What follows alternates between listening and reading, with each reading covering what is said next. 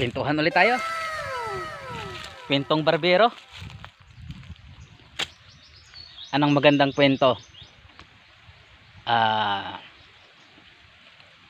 Isang kwento natin yung isang buktot. Alam nyo ba yung buktot? Yung kuba. Yung ano daw, kuba daw. Nag-aaral pa yon. Estudyante pa. High school. Palagay na lang natin high school. Ngayon yung kuba na yon, binubuli ng kaklase niya.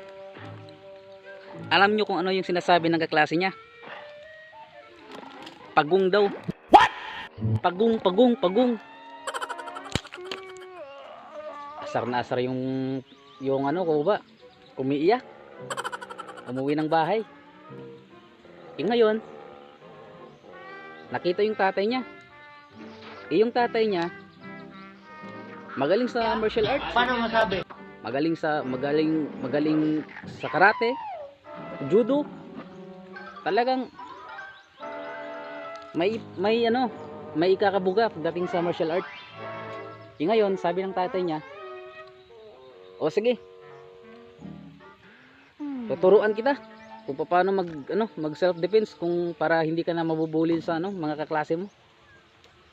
Ngayon, isang linggong hindi pumasok yung kuba. Ngayon, pagkapasok ng Lunes, marunong na sa karate yung kuba. Ngayon, pinagtatawanan ulit siya ng mga kaklase niya.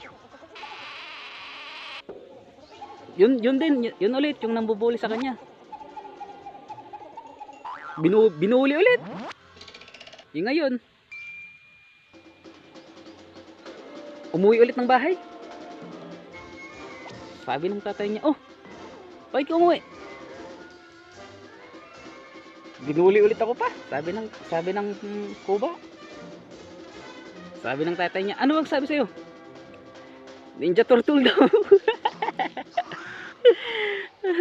Ninja turtle daw eh. Magaling daw sa karate eh. Kaya ninja turtle eh.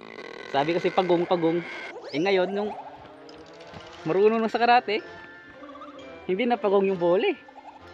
Ninja turtle na.